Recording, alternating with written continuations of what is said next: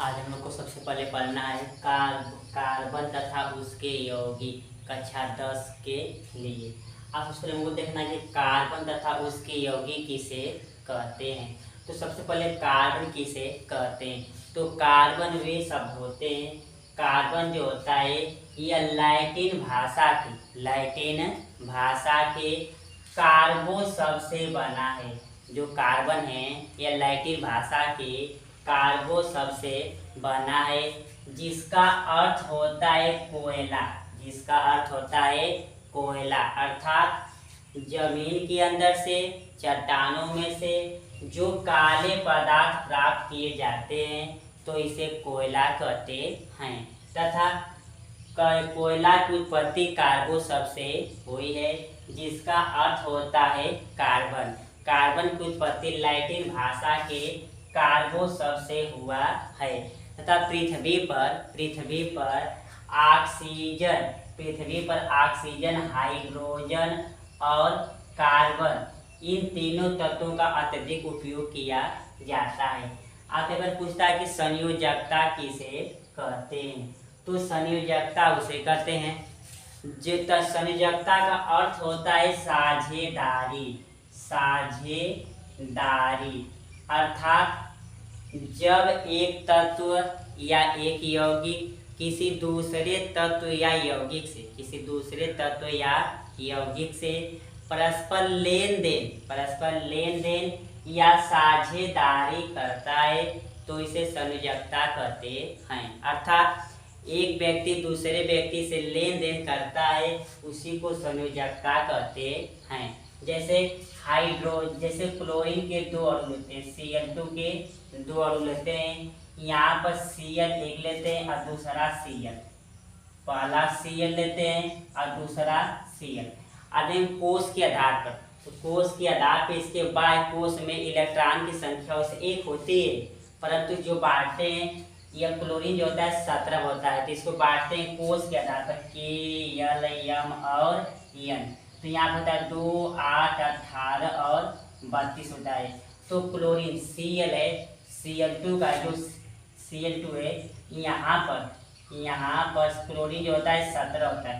इसको बांटेंगे हम लोग तो यहाँ पे मिलेगा 2, 8, 2, 10 और वो आइटम कोष में 7 इलेक्ट्रॉन।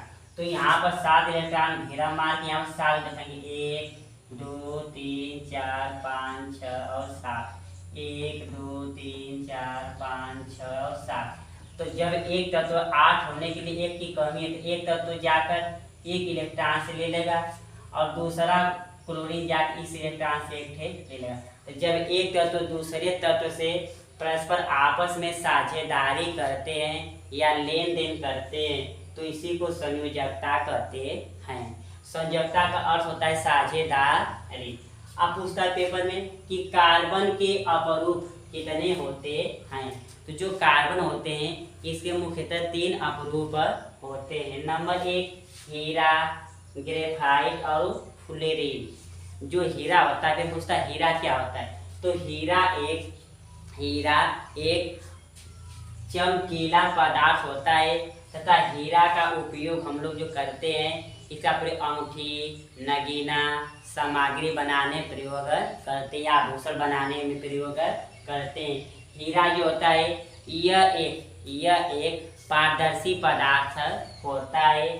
हीरा यह उच्च क्वथनांक वाला होता है। जो ये हीरा होता है इसकी आकृति त्रिकोणीय पाई जाती है। तो इस प्रकार हम लोग इसे हीरा कहते हैं। दूसरा ग्रेफाइट। अब पूछता है हीरा जो होता है यह विद्युत चालक होता है कि कुचालक। तो हीरा में विद्युत धारा प्रवाहित नहीं होती है। यदि कोई व्यक्ति जीभ पर जैसे इसको रखता है तो अचानक उसकी मृत्यु हो जाती है। अब एक पूछता है ग्रेफाइट एक उच्च अणु वाला पदार्थ होता है। ग्रेफाइट जो होता है इसमें विद्युत धारा एक स्थान से दूसरे स्थान तक प्रवाहित होती है। जो ग्रेफाइट होता है यह काले रंग के होते हैं। ग्रेफाइट जो होते हैं यह काले रंग के होते हैं, जबकि हीरा जो होता है रंगहीन होता है। जो ग्रेफाइट है काले रंग के होते हैं तथा काले रंग के होने के कारण इनका प्रयोग हम लोग पेंसिल, जो रोल होता है उसे पेंसिल बनाने में मशीन के पुर्जे, जो मशीन छोटे बड़े पुर्जे तो उसको बनाने में प्रयोग करते हैं। अब पूछता है और जो सिलाई मशीन होती है उसमें भी ग्रेफाइट का प्रयोग किया जाता है। अब पूछता है फ्लोरीन क्या होता है, तो फ्लोरीन एक उच्च अणुभार वाला यौगिक होता है। फ्लोरीन जो होता है यह एक उच्च अणुभार वाला यौगिक होता है, तत्व होता है। इसका प्रयोग आज डॉक्टरों के द्वारा कैंसर के उपचार में प्रयोग किया जाता है। फ्लोरीन जो होता है यह उच्च अणुभार वाला यौगिक होता है। फ्लोरीन के द्वारा कैंसर के उपचार में जो कोबाल्ट 60 का प्रयोग किया जाता है उसमें फ्लोरीन का प्रयोग किया जाता है। तो फ्लोरीन एक उच्च अणुभार वाला यौगिक होता है। अब पूछता है पेपर में कि कार्बन की श्रृंखला किसे कहते हैं। कार्बन की श्रृंखला, तो जब एक कार्बन दूसरे कार्बन से आपस में जुड़े होते हैं और एक लंबी श्रृंखला का निर्माण करते हैं तो इसे कार्बन की श्रृंखला कहते हैं। जैसे मीथेन CH4, क्योंकि इसके चारों तरफ जैसे एक संयोग हाइड्रोजन की संयोजकता होती है, यह एकल बांड द्वारा जुड़ा होता है, इसलिए इसे कार्बन की श्रृंखला कहते हैं। अर्थात दूसरा देखते हैं, जैसे देखते हैं CH2 सिंगल बांड CH, यहाँ 2 लगे, यहाँ पर तो 4 हाइड्रोजन का 2 गुना CH, C2H4 C3